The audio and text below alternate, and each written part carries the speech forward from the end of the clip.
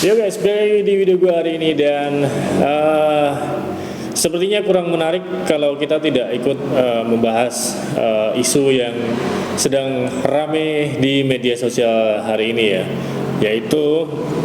yaitu terkait pemutusan hubungan kerja antara PSSI dan juga Sintayong, kemudian rumor pelatih baru yang akan melatih timnas Indonesia yang beberapa hari ini menurut gue menjadi trending topik bagi pecinta bola tanah air ya. Dan ini pun beritanya juga sudah menyebar ke mancanegara juga ya. Dan artinya memang Indonesia ini baru menjadi sorotan ya. Dan kita sebagai pecinta bola juga kayaknya memang menarik untuk disorot keputusan yang cukup mengagetkan dari PSSI terkait pemecatan Sintayong. Dan sebenarnya kalau gue bilang ini pun masih asumsi juga gitu ya, yang sudah beredar di media sosial ya terkait alasan pemecatan Sintayong gitu ya. Tidak ada yang tahu alasan pastinya ya, semuanya hanya rumor saja. Entah itu kegagalan di Piala AFF, kemudian kegagalan melawan China, ataupun isu tentang komunikasi yang kurang baik antara pemain gitu ya. Dan mungkin semuanya benar, tapi juga mungkin salah gitu ya. Jadi hal-hal yang memang kita lagi ributkan hari ini tuh sebenarnya cukup menggelitik aja gitu ya.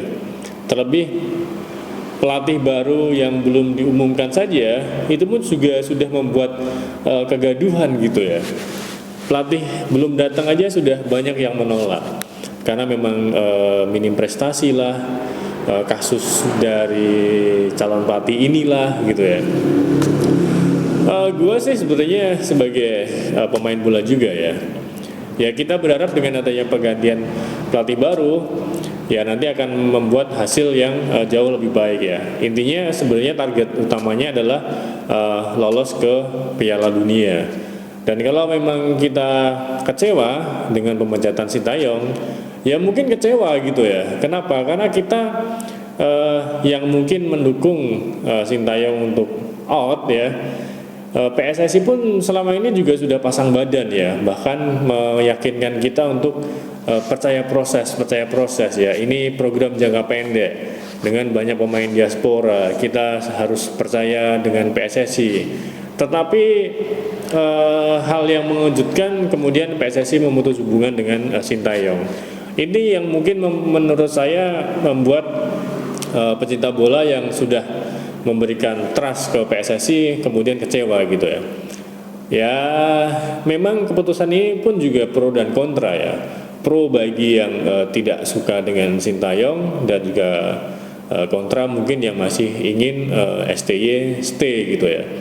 Gua sih tidak berada di keduanya. Gua sih masih di posisi yang netral karena gua tidak akan berpikiran siapa pelatihnya, siapa pemainnya selama timnas Indonesia bermain atau bertanding, gua pasti akan dukung ya. Sekali lagi, mau timnas Indonesia dilatih siapa, mau timnas Indonesia isi pemainnya siapa, ketika ada pertandingan gua pasti tonton ya. Ya meskipun kita tidak bisa nonton di stadion, minimal kita mendukung dari rumah gitu ya, nonton dengan keluarga atau nonton bareng dengan teman-teman. Itu yang gue lakukan selama ini ya. Gue tidak kontra dengan Sintayong, gue juga tidak pro dengan Sintayong. Tapi memang Sintayong ini merubah mungkin persepak bolaan Indonesia ya. Dan mungkin tidak hanya Sintayong ya, tapi juga berkat Pak Erick Thohir ya, yang mulai pembinaan usia dari usia dini, pemutusan usia dari pemain bola yang bermain di timnas, itu pun juga langkah yang menurut gua langkah yang baik gitu ya. Memang mungkin kadang hasilnya tidak maksimal ya, tapi itulah sepak bola gitu ya. Dan itu pun juga kalau kita bisa bilang Sintayong terlalu berani, ya yang namanya pelatih ya harus seperti itu guys ya, harus bisa mencoba.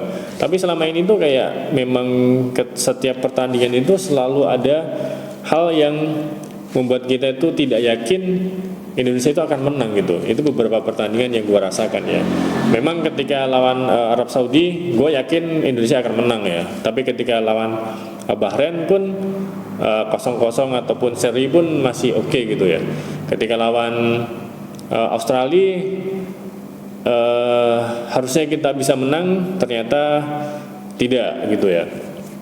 Ya itu memang sudah bisa kita rasakan sebenarnya di awal pertandingan ya, ataupun juga sebenarnya melihat susunan pemain pun kita juga sebenarnya sudah bisa menebak ya, kita akan Indonesia akan menang atau kalah gitu ya, bukan yang ramal ya, tapi kita sebagai pemain bola itu sudah bisa merasakan oh ini kita akan menang gitu ya. Terlebih materi pemain kita itu banyak banget guys ya.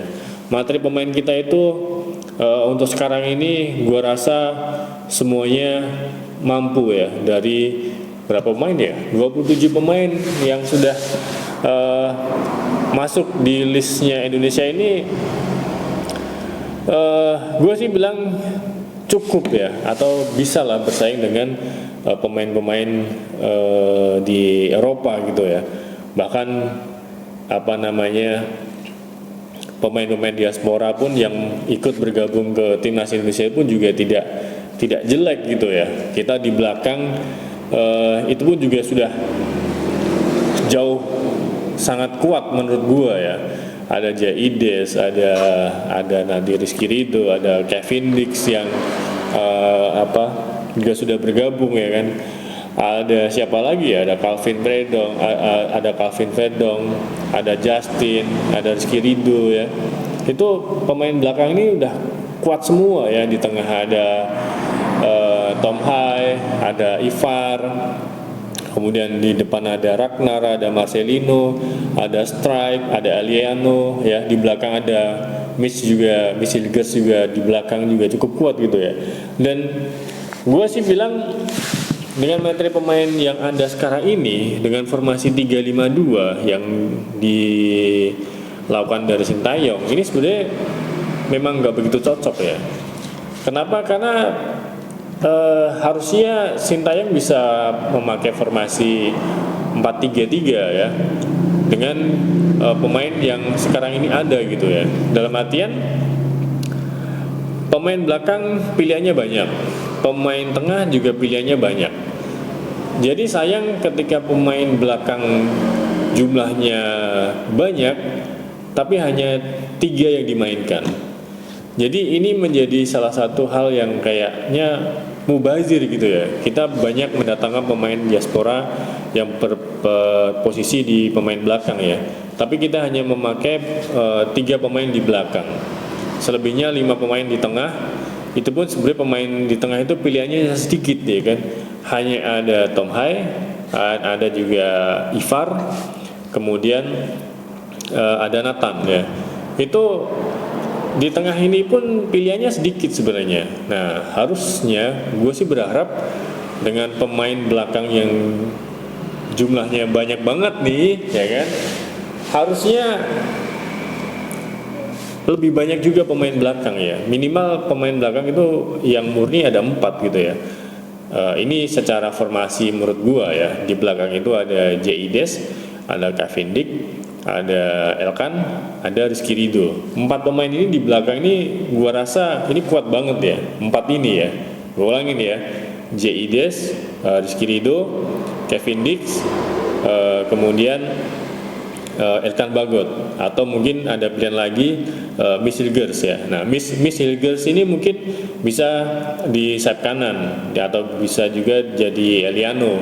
Di kiri mungkin ada juga Justin, ada Nathan, ada Calvin ya, ada Ragnar ya. Ini pilihannya ketika bermain dengan formasi 4-3-3 atau mungkin formasinya 4-4-2, ini kan jauh lebih jauh lebih bervariasi permainannya dibanding bermain secara dengan formasi 3-5-2. Makanya gue agak heran aja gitu ya, kenapa dengan pemain segitu banyaknya pemain belakang yang dinaturalisasi oleh PSSI, pilihan formasinya adalah 352, kenapa nggak 442 atau 433 gitu. Jadi gue cukup sayang aja sih gitu ya dengan keputusan formasi dari Sintayong ya. Harusnya dengan formasi 442 atau 4-3-2-1 ya, atau 4-1-3-2 itu gue rasa itu formasi yang lebih ideal dengan materi pemain yang ada sekarang ini. Dan gue berharap dengan pelatih baru nanti dia bisa meracik nih pemain yang ada dengan materi yang cukup banyak nih pilihannya, bisa lebih mengcombine lagi pemain yang ada, bisa dimaksimalkan secara maksimal di setiap pertandingannya. Jadi gue berharap pelatih yang baru pun nanti bisa memakai formasi yang gue sebutin tadi ya. Jadi mau 4-4-2 atau 4-3-3 atau 4-1-3-2. Poin yang penting belakang itu ada 4 pemain utama ya sebagai pemain belakang. Dan gue berharap sih teman-teman yang memang selalu mendukung timnas Indonesia bermain mensupport semuanya, mendukung semuanya tanpa harus menjadikan Sintayong, Erick Thohir, PSSI ataupun juga Exco ataupun juga nanti pelatih baru. Pokoknya siapapun yang nanti akan bermain, kita wajib mendukungnya. Kita berharap Indonesia bisa lolos ke Piala Dunia. Dan gue berharap beberapa pihak yang mungkin juga ikut membuat gaduh di media sosial direm lah gitu ya, jangan terlalu memporsir atau jangan terlalu memasang badan bahwa komentar kalian itu benar gitu ya. Gua hanya berharap beberapa pihak yang terlebih ada di ring 1 dari timnas Indonesia, itu baik itu Exco ataupun juga memang pihak-pihak yang secara personal dekat dengan ya yang ada di timnas Indonesia, membantu buat mencairkan suasana. Kenapa? Karena emang rumornya yang sekarang dengan pelatih baru yang sudah ramai diperbincangkan itu pun ya gimana gitu loh. Jadi mungkin harusnya pihak-pihak yang ada di ring 1 nih membantu pelatih baru ini untuk ya diperkenalkan gitu ya. Kalau misalnya memang bukan, ya diperkenalkan lah. Jangan terlalu memforsir, jangan kemudian pasang badan keputusan PSSI itu benar, keputusan Pak Erick Thohir itu benar, ya. Karena kita sudah bla bla bla bla. Menurut gue sih tidak perlu seperti itu ya. Jadi harusnya dari pihak internal ini membuat suasana yang sudah gaduh ini dibikin mencair. Jadi kita pun sebagai pecinta bola tanah air bisa welcome dengan keputusan PSSI, bisa welcome dengan pelatih baru, ya tentunya tanpa adanya kegaduhan. Jadi gue berharap beberapa pihak ya mulailah untuk memberikan hal-hal yang memang membuat kita tuh menjadi yakin dengan pergantian pelatih baru ini akan menghasilkan hasil yang maksimal. Tentu tidak lain dan tidak bukan Indonesia lolos ke Piala Dunia 2026. Gua sih berharap Indonesia langsung lolos, tidak bermain di round keempat. Kenapa? Karena peluang kita masih cukup besar. Gua berharap dengan sisa 4 pertandingan yang ada, minimal kita harus menang 2 kali pertandingan, 2 pertandingan selebihnya kalau bisa seri, dan kalau bisa jangan ada kalah di 4 pertandingan terakhir. Ya meskipun lawan Jepang itu 50-50, tapi dengan materi pemain yang ada dan formasi yang tepat, ya gue berharap tidak 3-5-2 lagi formasinya kalau ingin melawan Jepang. Harusnya kita bisa menahan imbang melawan Jepang. Mungkin itu video gue hari ini.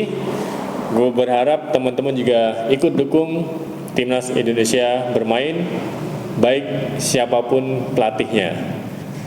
Saya Bayu, kita Garuda.